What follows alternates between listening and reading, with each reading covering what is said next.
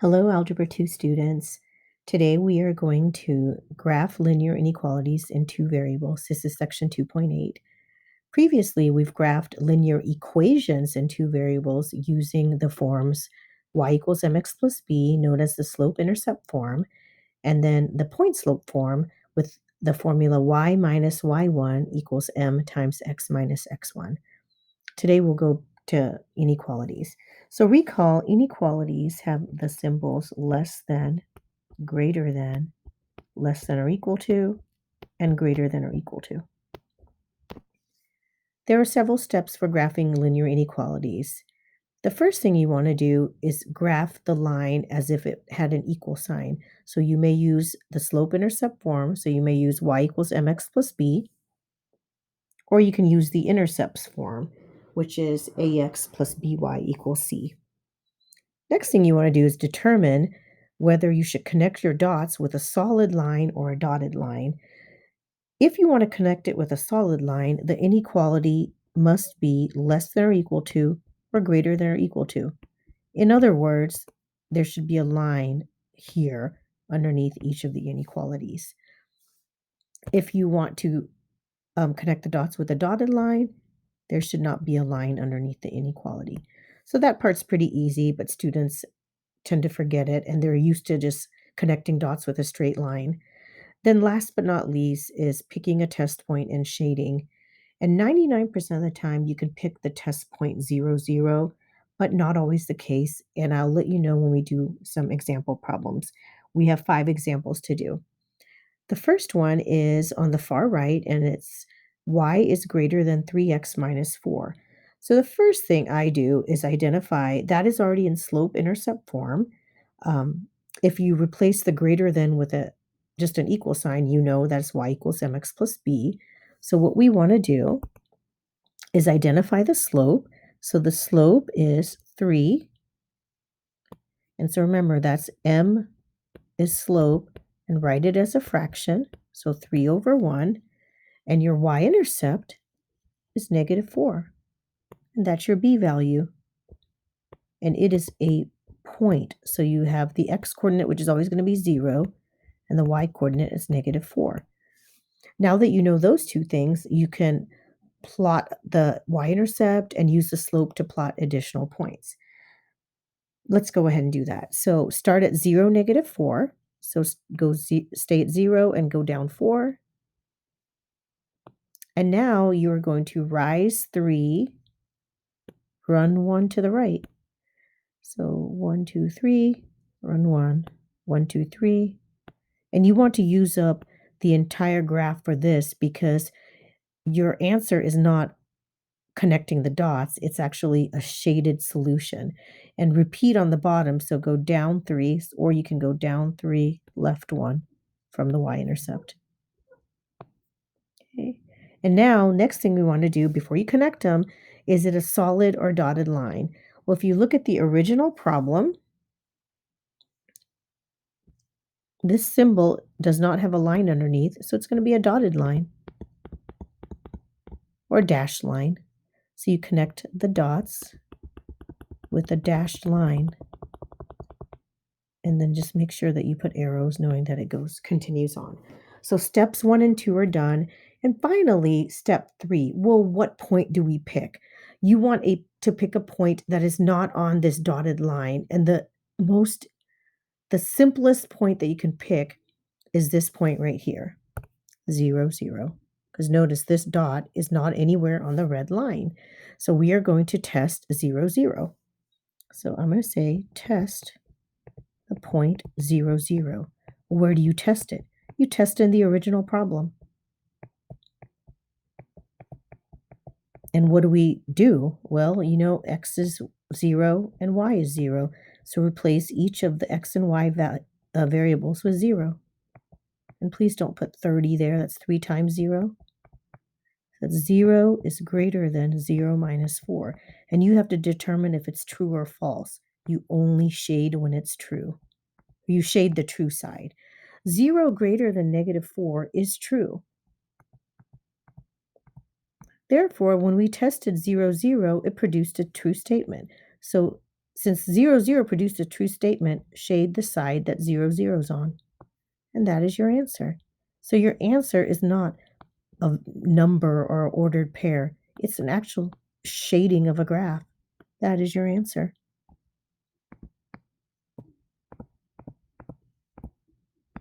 Here we go. All right, and that is how you do graphing linear inequalities in two variables. Well, we'll do several more just so you get the hang of it. Okay, so example number 1. Let's go ahead and pick apart this. It's already in y equals mx plus b form. Remember, if there's no number here, there's always a 1, so you can put a 1 there just to help you. It's negative 1. So m equals negative 1 over 1. Remember, that means you go down 1, right 1, because the negative 1 on top means you're falling down, and the positive 1 on the bottom means you're going right. And then this is your b plus 3. So b is 0, comma 3. And now we can plot that, or we can go ahead and identify if we're going to make a dotted or solid line. Since this has a line underneath, that is going to be a solid line. So steps 1 and 2 can be done by just looking at the inequality. And now let's go ahead and graph it. So start at your y-intercept 0, 3. Go down 1, right 1. Repeat the pattern again, like I said, until the edges of the graph so you don't overshade or undershade. Here we go, and we know that we can connect this with a solid line. Okay. And now last step is to test a point. Again, 0, 0 is not on that line. So what I'm going to do is I'm going to color in 0, 0. I'll erase it later if I have to. And so I'm going to test it so I know what to test. So test 0, 0. So I'm going to replace the y with 0, less than or equal to negative 1 times 0, plus 3. 0 is less than or equal to anything times 0, 0. Is 0 less than or equal to 3 true? It is true. So you shade the side, the true side. And there you go. I don't care about the coloring. It doesn't have to be pretty. It just needs to be done correctly. Okay, and we are going to do example number 2. So example number 2, this one is not in y equals mx plus b form. Remember, you have to get y by itself. So you want to subtract, x on both sides. So you get y is less than, list x first, negative x. Remember, x, a letter can't be negative. It's a number in front that's negative. And then I'm going to put a 1 here. Right. So here, the slope is negative 1 over 1.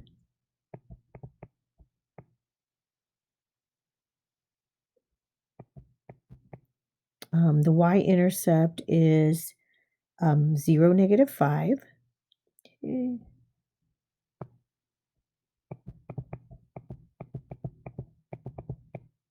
And you go down 1, right 1. Original problem, that does not have a line underneath, so that's dotted. And let's graph. So 0, negative 5, 1, 2, 3, 4, 5. Down 1, right 1. Repeat the opposite way. Go, and then connect it with a dashed line or dotted. There we go. And now our crucial step, testing. So again, we can test 0, 0. Okay, so test 0, 0. Do not, and I repeat, do not test 0, 0 in this step right here, in that step. No, because you could have done something wrong. Always go back into your original top line. So x is 0 plus y is 0 is less than negative 5. 0 less than negative 5.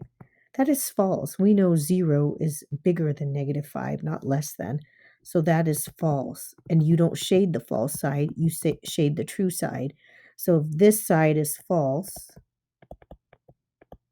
this side is true. So this is the shaded side. That is your answer. Okay, we have two more. For this next one, we are going to use intercepts because it's in that form. It is in ax plus by plus c. Oops, equals c, sorry.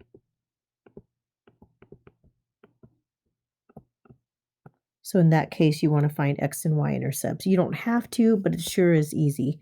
So to find the x-intercept, we're going to make a chart. You're going to let y equal 0. And then to find the y-intercept, but let's just do one at a time. So to find the x-intercept, you let y equal 0. So 2x minus 3 times 0 is, make this bigger.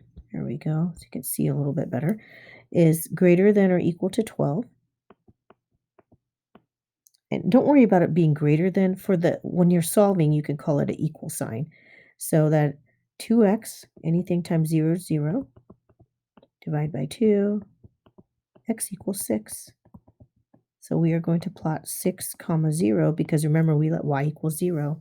Okay, I'm going to draw a line here. And now I'm going to find the y-intercept. So to find the y-intercept, you let x equal 0. Okay, so 2 times 0 minus 3 times y equals 12. Be really careful here. 2 times 0 is 0, but that is a negative 3y. Lots of students just disregard that there's a negative. Divide by negative 3. Y equals negative 4. That is, x was 0 this time, y is negative 4. And we found the points that we want to plot. So we want to plot 6, 0, 1, 2, 3, 4. Since it's the x-intercept, it better be on the x-axis. Y-intercept is on the y-axis. And now let's see if it's going to be a solid or dotted line. Oops. Solid, because there's a line underneath.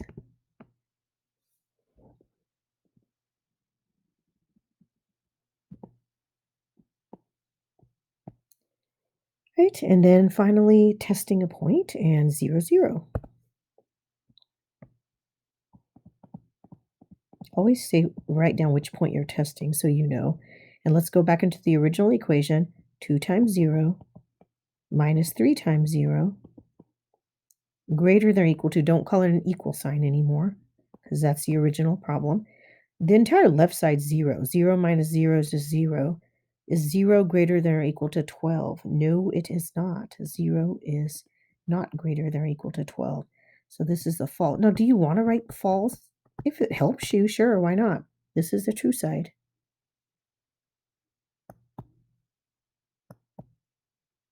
When you're doing your homework, you don't have to spend hours making your shading look pretty. Some people are like that, but you have better things to do with your time. Okay, in our last example, y greater than 3/2 x plus 1. So I'll go out of order just because I feel like it. So for this one, that tells you it's dotted. Your slope is 3/2. And notice this is in y equals mx plus b form because y is by itself. Your y-intercept is positive 1. Slope tells you go up 3 over right 2 once you plot the y-intercept. So start with the y-intercept, up 3 over 2. Repeating the opposite direction, go down 3, 1, 2, 3, left 2, down 3, left 2. Connect them with a dotted line. And finally, test. So what can we test? Now this one, you're like, if you don't do a good job connecting the dots, you might think 0, 0 is on that line, but 0, 0 is right here. It is close to that line, but it's not on the line. So we can test 0, 0. Okay. 0 greater than 3/2 times 0. You're probably thinking 3/2 times, but remember anything times 0 is 0. That's why it's so nice when we can test 0, 0. 0 is greater than Well, 0 plus 1. Is 0 bigger than 1? Well, if you don't know whether something's true or false, then that's on you, but 0 is definitely not bigger than 1, so that's false. So you know this is false, then everything else on that side is false. So a point here would be false, a point there would be false. No matter what point you pick, anything on that side's false. This is the true side. And hopefully, after doing 5 examples, that makes sense. And those are your notes for today. Have a great day, Algebra 2 students.